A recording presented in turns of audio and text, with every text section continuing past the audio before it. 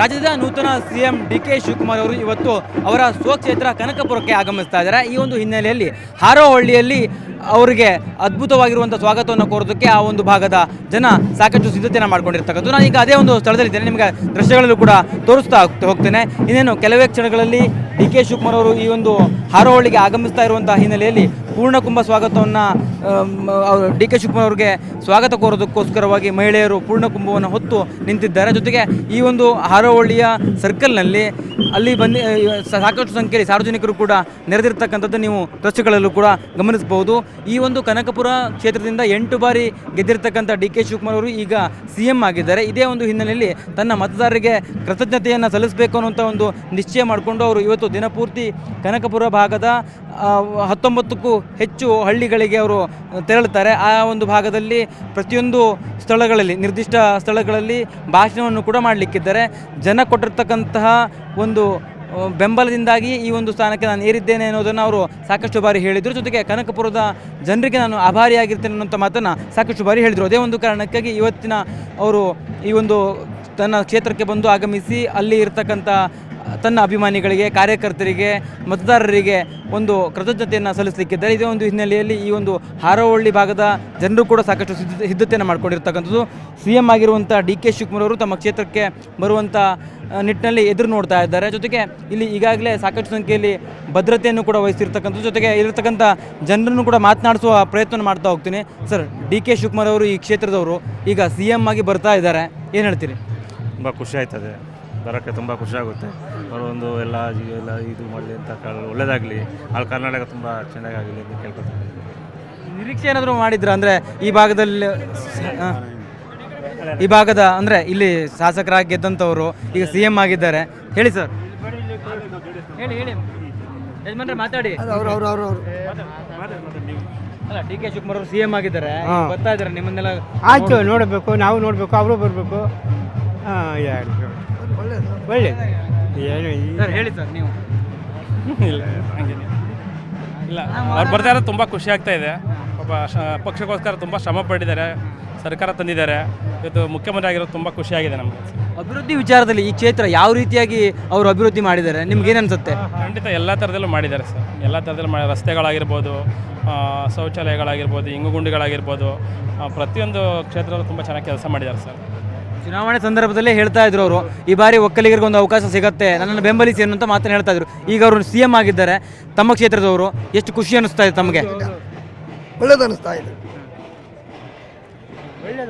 ಇಲ್ಲಿ ಸೇರಿರ್ತಕ್ಕಂಥ ಜನ ಹೇಳ್ತಿರ್ತಕ್ಕಂಥ ಮಾತುಗಳು ನಾನು ನಿಮಗೆ ದೃಶ್ಯಗಳಲ್ಲೂ ಕೂಡ ತೋರಿಸ್ತಾ ಹೋಗ್ತೀನಿ. ಯಾವ ರೀತಿಯಾಗಿ ಡಿ.ಕೆ. ಶಿವಕುಮಾರ್ ಅವರಿಗೆ ಇಲ್ಲಿ ಸ್ವಾಗತವನ್ನು ಕೋರೋದಕ್ಕೆ ಸಿದ್ಧತೆಗಳು ನಡೀತಾ ಇದೆ ಅನ್ನೋಂಥದ್ದನ್ನು, ಅದೇ ಪ್ರಮಾಣದಲ್ಲಿ ಭದ್ರತೆಯ ದೃಷ್ಟಿಕೋನದಲ್ಲೂ ಕೂಡ ಪೊಲೀಸರು ಸಾಕಷ್ಟು ಸಿದ್ಧತೆಯನ್ನು ಮಾಡ್ಕೊಂಡಿರ್ತಕ್ಕಂಥದ್ದು. ಯಾವುದೇ ರೀತಿ ಅಹಿತಕರ ಘಟನೆಗಳಾಗಬಾರ್ದು ಅನ್ನೋಂಥ ನಿಟ್ಟಿನಲ್ಲಿ ಒಂದಿಷ್ಟು ಭದ್ರತೆಯನ್ನು ಕೂಡ ಹೆಚ್ಚುವರಿಯಾಗಿ ಇಲ್ಲಿ ವಹಿಸಲಾಗಿರ್ತಕ್ಕಂಥದ್ದು. ಜೊತೆಗೆ ಡಿ.ಕೆ. ಶಿವಕುಮಾರ್ ಮತ್ತು ಡಿ.ಕೆ. ಸುರೇಶ್ ಒಟ್ಟಿಗೆ ಆಗಮಿಸ್ತಾರೆ. ಈ ಒಂದು ಹಾರೋಹಳ್ಳಿಯ ಸರ್ಕಲ್ನ ಮೂಲಕವಾಗಿ ನಂತರ ಕನಕಪುರಕ್ಕೆ ತೆರಳ್ತಾರೆ. ಕನಕಪುರದ 19 ಗ್ರಾಮಗಳಿಗೆ ತೆರಳಿ ಅಲ್ಲಿ ಇರ್ತಕ್ಕಂಥ ಸಾರ್ವಜನಿಕರಿಗೆ ಕೃತಜ್ಞತೆಯನ್ನು ಕೂಡ ಸಲ್ಲಿಸಲಿಕ್ಕಿದ್ದಾರೆ. ಒಟ್ಟಾರೆಯಾಗಿ ಡಿ.ಕೆ. ಶಿವಕುಮಾರ್ CM ಆದ ಬಳಿಕ ಇದು ಮೊದಲನೇ ಬಾರಿಗೆ ಅವರು ತಮ್ಮ ಕ್ಷೇತ್ರ, ತಮ್ಮ ವಿಧಾನಸಭಾ ಕ್ಷೇತ್ರಕ್ಕೆ ಭೇಟಿಯನ್ನು ಕೊಡ್ತಿರ್ತಕ್ಕಂಥದ್ದು. ಈ ಒಂದು ಸಂದರ್ಭದಲ್ಲಿ ಸಾಕಷ್ಟು ಸಂಖ್ಯೆಯಲ್ಲಿ ಅವರ ಅಭಿಮಾನಿಗಳು ಅದ್ದೂರಿಯಾಗಿ ಸ್ವಾಗತವನ್ನು ಕೋರೋದಕ್ಕೆ ಸಿದ್ಧತೆಯನ್ನು ಮಾಡ್ಕೊಂಡಿದ್ದಾರೆ. ಕ್ಯಾಮ್ರಾ ಪರ್ಸನ್ ಶ್ರೀನಿವಾಸರ ಜೊತೆ ಕಾರ್ತಿಕ್, ನ್ಯೂಸ್ 18 ಕನ್ನಡ, ರಾಮನಗರ.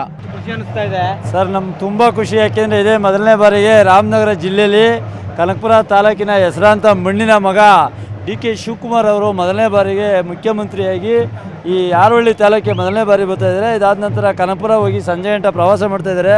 ನಮಗಂತೂ ರೈತರಿಗೆ ಹೆಚ್ಚಿನಾಗಿ ಮತ್ತು ರೇಷ್ಮೆಗೆ ಮತ್ತು ಹಾಲು ಉತ್ಪಾದನೆಗೆ ಹೆಚ್ಚು ಸಹಾಯ ಮಾಡ್ತಾರೆ ಅಂತ ನಂಬಿಕೊಂಡು ಯುವಕರಿಗೂ ಕೂಡ ಕೆಲಸ ಕೊಡ್ತೀವಿ ಅಂತ ಹೇಳಿದ್ದಾರೆ. ಅನೇಕ ಕಾರ್ಯಕ್ರಮಗಳನ್ನು ಕೂಡ ಸಾಹೇಬರು ಜಾರಿಗೆ ತರ್ತಾರೆ ಅಂತ ಯುವಕರು ಮತ್ತು ಮಹಿಳೆಯರು, ರೈತರು ಕೂಡ ತುಂಬ ಆಸೆಯಾಗಿದ್ದಾರೆ. ಆ ಆಸೆಯಂತೆ ನಮ್ಮ ಮುಖ್ಯಮಂತ್ರಿ ಸಾಹೇಬರು ಈಡೇರಿಸಿ ಎಲ್ಲರಿಗೂ ಒಳ್ಳೆ ಇದನ್ನು ಕೊಡಬೇಕು ಅಂತ ನಾವು ಕೇಳ್ಕೊತಾ ಇದ್ದೀವಿ ಸರ್. ಬರ್ತಾ ಇದ್ದಾರೆ ನಮ್ಮ ಹಾರೋಹಳ್ಳಿ ಕ್ಷೇತ್ರಕ್ಕೆ. ಈಗ ಹೊಸದಾಗಿ ಹಾರೋಹಳ್ಳಿ ಕ್ಷೇತ್ರ ಇದು ಮಾಡಿದ್ದಾರೆ. ಏನು ಇನ್ನೂ ಅಭಿವೃದ್ಧಿ ಮಾಡಬೇಕು, ಮುಖ್ಯಮಂತ್ರಿಯಾಗಿ ಇವರು ಬಂದು ನಮ್ಮ ತಾಲೂಕನ್ನ ಅಭಿವೃದ್ಧಿ ಮಾಡ್ತಾರೆ ಅಂತ ನಾವೆಲ್ಲ ಭರವಸೆ ಇಟ್ಕೊಂಡಿದ್ದೀವಿ. ಅಂದರೆ ಶಾಸಕರಾಗಿದ್ದಾಗಲೂ ಕೂಡ ಇಲ್ಲಿ ಸಾಕಷ್ಟು ಅಭಿವೃದ್ಧಿಗಳಾಗಿದೆ ಅನ್ನೋದನ್ನು ಆಗಿದೆ ಸಾಕಷ್ಟು ಅಭಿವೃದ್ಧಿ ಆಗಿದೆ. ಈಗ ಇದು ಹೊಸದಾಗಿ ತಾಲೂಕು ಮಾಡಿರೋದ್ರಿಂದ ಇದಕ್ಕೆ ಇನ್ನೂ ಅನುಕೂಲತೆ ಬೇಕು, ತಾಲೂಕು ಆಫೀಸ್ ಬೇಕು, ಇನ್ನೂ ಹಲವಾರು ಇದು ಬೇಕಂತ ಕಾಯ್ತಾ ಇದ್ದೀವಿ. ನಿಮ್ಮ ಕ್ಷೇತ್ರದವರೇ ಈಗ CM ಆಗಿದ್ದಾರೆ, ನಿಮ್ಮ ನಿರೀಕ್ಷೆಗಳು ಏನೇನಿದೆ ಈಗ? ನಮ್ಮ ನಿರೀಕ್ಷೆ ಈಗ ನಮಗೆ ಒಂದು ತಾಲೂಕು ಆಫೀಸ್ ಬೇಕು, ಮತ್ತು ಇಲ್ಲಿ ಇನ್ನೂ ಅಭಿವೃದ್ಧಿ ಕೆಲಸಗಳಾಗಬೇಕು, ಮತ್ತು ಈಗೆಲ್ಲ ಇಂಡಸ್ಟ್ರಿಯಲ್ ಏರಿಯಾ ಆಗಿದೆ, ಮತ್ತು ಹಳ್ಳಿ ರೈತರುಗಳಿಗೆ, ಹಳ್ಳಿ ಮಕ್ಕಳುಗಳಿಗೆ ಫ್ಯಾಕ್ಟ್ರಿಗಳಲ್ಲಿ ಅವಕಾಶ ಕೊಡಬೇಕು ಅಂತ ನಾವು ಕೇಳ್ಕೊತಾ ಇದ್ದೀವಿ. 8 ಬಾರಿ, ಒಂದಲ್ಲ 2 ಬಾರಿ, 8 ಬಾರಿ ನೀವು ಗೆಲ್ಸಿದ್ದೀರಿ. ಅವರು ಇವತ್ತು CM ಆಗಿದ್ದಾರೆ. CM ಆದಂಥ ಸಂದರ್ಭದಲ್ಲಿ ತಮ್ಮ ಕ್ಷೇತ್ರಕ್ಕೆ ಬರ್ತಾ ಇರುವಂಥದ್ದು ಎಷ್ಟು ಖುಷಿ ಅನಿಸ್ತಿದೆ, ಎಷ್ಟು ಅದ್ಭುತವಾದಂಥ ದಿನ ಇವತ್ತು ತಮ್ಮ ದೃಷ್ಟಿಕೋನದಲ್ಲಿ? ಇವತ್ತು ನಮ್ಮೆಲ್ಲರ ಮಾದ ಆಸೆ ಅಂತ ಅಂದ್ಕೊಂಡಿದ್ದೀವಿ. ಇವರು ಮುಖ್ಯಮಂತ್ರಿ ಆಗ್ತಾರೆ ಅಂತ ಭರವಸೆನೇ ಇರಲಿಲ್ಲ.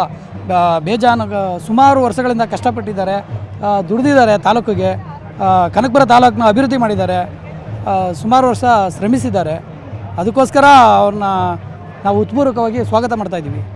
ನಿರ್ಭೀತ, ನಿಷ್ಪಕ್ಷಪಾತ, ವಿಶ್ವಾಸಾರ್ಹ ಸುದ್ದಿಗಳಿಗೆ ಮತ್ತೊಂದು ಹೆಸರಾಗಿರೋ News18 ಕನ್ನಡ ಈಗ ಆಪ್ನಲ್ಲೂ ಲಭ್ಯ ಇದೆ. ದಯವಿಟ್ಟು ಇಲ್ಲಿರೋ QR ಕೋಡ್ ಅನ್ನು ಸ್ಕ್ಯಾನ್ ಮಾಡಿಕೊಂಡು ಆಪ್ ಡೌನ್ಲೋಡ್ ಮಾಡೋದಕ್ಕೆ ಮರಿಬೇಡಿ. ನಿಮ್ಮ ಬೆಂಬಲ ಹೀಗೆ ಸದಾ ನಮ್ಮೊಂದಿಗಿರಲಿ. ಧನ್ಯವಾದ.